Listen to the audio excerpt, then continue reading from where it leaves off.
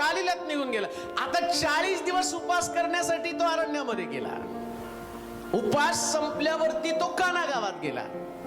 मग त्याचं शुभवर्तमान त्याचा 4था अध्याय आणि 12 वचनामध्ये म्हटलं, तो वनस्तंभी गेला नाही, तो काना गावात गेला.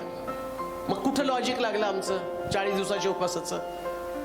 आणि तो ते 40 दिवस त्यानं दुःख सहन केलं. कोणी सांगितलं तुम्हाला 40 दिवस दुःख सहन केलं? 40 दिवस तो आत्म्यानं बलवान झाला. 40 दिवस तिथं सैतानाने त्याची परीक्षा करावी म्हणून आत्मा त्याला अरण्यामध्ये घेऊन गेला. आणि या परीक्षेमध्ये उत्तीर्ण होण्यासाठी त्यांनी 40 दिवस उपवास केले.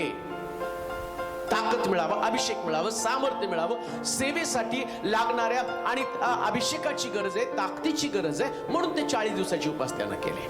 आणि तेही 3.5 वर्षाच्या सेवेमध्ये एकदा केले. मग आम्ही तर दरवर्षी करतो ना, कारण आम्ही त्याच्यापेक्षा पॉवरफुल. आणि आम्ही किती सेवा करतो. आम्हाला काय शिकवलं? राखेचे दिवस आहेत, लेंटचे दिवस आहेत, लेंटचे दिवस आहे. लेंटचे दिवसाचं नेमका अर्थ तुम्हाला माहिती का? लेंटचे दिवस म्हणजे काय?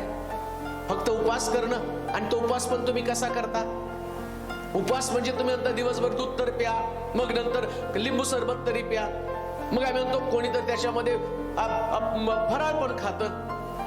म्हणजे डोक्यामध्ये काय? राखेचे दिवस आहे, लेंटचे दिवस सुरू झालं, उपवास उपवास उपवास उपवास उपवास उपवास आणि फक्त उपवासच आहे. काय केलं? लेंट म्हणजे राख. आणि शास्त्रामध्ये म्हटलं राख काय नुसती कपाळावर नसती लावायची, अंगाला राख लावायची.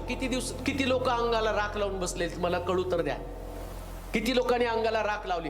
ऍश वेनसडे म्हणून सगळे चला चर्चला, ऍश वेनसडे आउट. चर्चला जाण्यासाठी निमित्ताची गरज नाही. प्रेषितांच्या काळामध्ये प्रति दिवशी घरोघरी भाकर मोडण्यामध्ये प्रार्थना करण्यासाठी लोक एकत्र येत होते. एकत्र येण्यासाठी रोजचा दिवस तुमच्याकडे, पण तुम्हाला फंक्शनच पाहिजे ना. तुम्हाला नेमकं काहीतरी आणि अशा प्रकारचा प्रोग्रामच पाहिजे ना. मग कुठून तरी ओढून ताणून तिथं तो प्रोग्राम आणायचा. म्हणायचं ऍश वेनसडे. मग ऍश वेनसडे तर किती लोकांनी राग पासली.